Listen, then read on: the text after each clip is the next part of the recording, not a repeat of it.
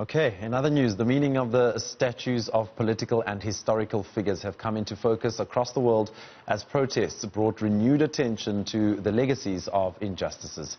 Here in South Africa, these monuments and public symbols tell stories of our heritage. But what was the reason behind the production of these? What was the process of their installation? And how did the public receive them? More importantly, what do these symbols mean in the post-apartheid nation and for future generations?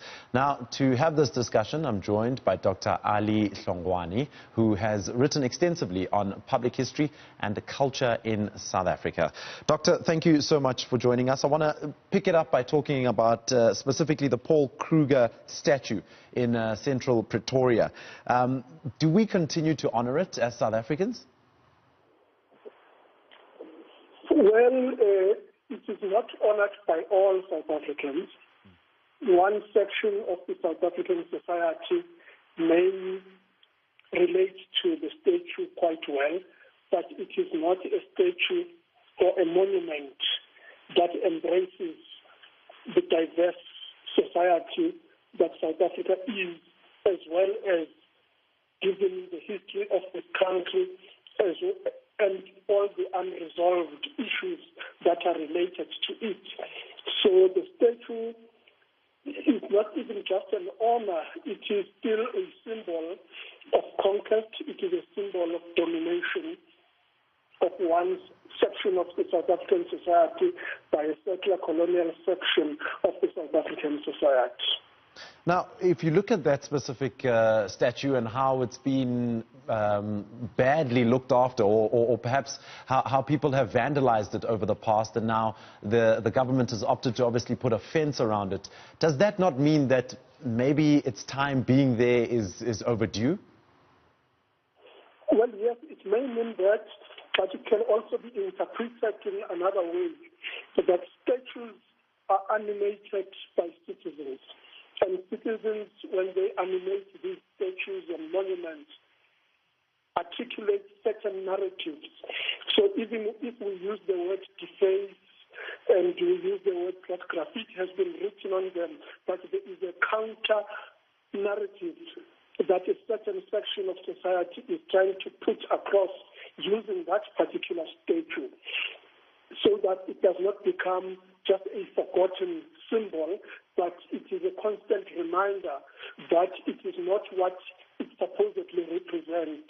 There are multiple readings to what it stands for.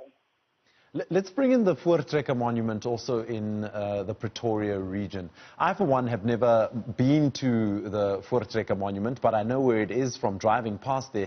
The relevance of the Voortrekker monument at the moment, why is it there? And obviously they can't actually have any visitors at the moment because of COVID-19, but is it of any use to South Africans?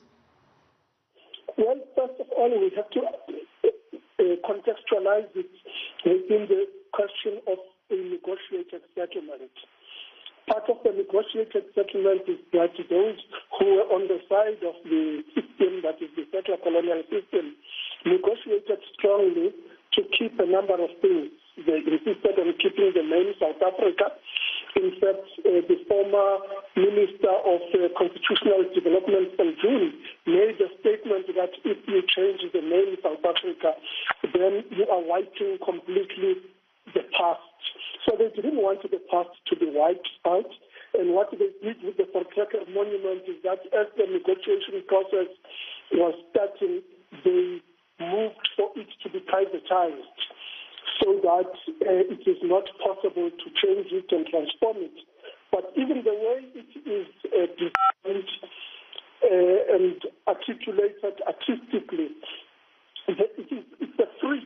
There is no way the symbols there can be transformed. They cannot speak to contemporary South Africa in general. However, when you do visit the site, you do bring a particular reading to it, and that particular reading may contest the Afrikaner ideology of the Day of the Vow and the fact that God gave them this country, which is a myth, of course. But nations are created through myths, and myths are not always the truth. They represent a particular ideology.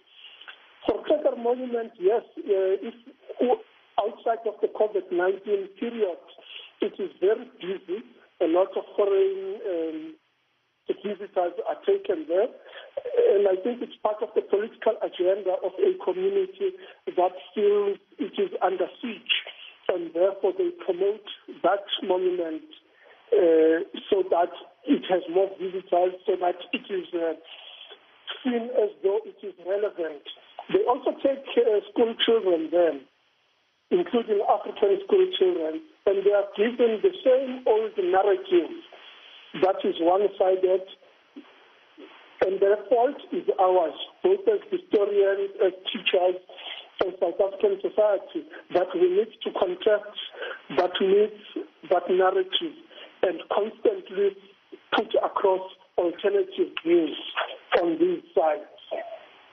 Doc, in closing, do we need some sort of a commission or some sort of work that has to be done in the background to be able to, I don't know, maybe just accommodate the newer history that's being created amongst these monuments and these statues? I'm thinking about the Duncan Village Cemetery, the statues surrounding that cemetery and that area as well.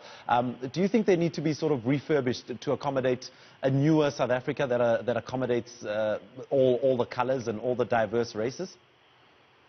No, I think we just need to, that has been done in a way. What we need to understand is that statues will always be contested. They will never speak, to all competing voices, competing histories in this country. What is interesting about the statue in the Duncan village is that it has been created by a post-apartheid government led by a former liberation movement. But the community there threw stones at it. It also got fenced on, and the people said it does not represent us because the artist who created the statue went for pre-colonial symbolism of people wearing sambabeshu, having nokiris, having shields, and the contemporary people said, no, but this is not us. We are the generation of the 1980s. We do not really represent ourselves in that particular way. So partly it is a rejection, but partly it is a dialogue with the statue, which is important to always have a dialogue. Again, when I say this has happened, a lot of add-on fields have been done in a number of them. If you look at the renaming of the war between two thieves, basically, the end of Boer War into the South African War, that was again part of the agenda to say it is not just the memorial in Bloemfontein of those two who were fighting, but there were also those who were in the crossfire, and the majority of them were black people who died as part of the conflict of the Second World War, and they have been inserted into that narrative. Of course, the debate continues whether by inserting or adding on marginalized stories, you are changing these statues and monuments and museums, or they still remain in the margins as add-ons. And therefore, there is a need to continuously contest across the country all the various monuments, including the names. But at the same time, it is important to balance this with the issues that matter most: homelessness, landlessness, unemployment. You may remember that sometime in the recent years... Dr. Ali Hlongwane, unfortunately, we have to leave it right there. That's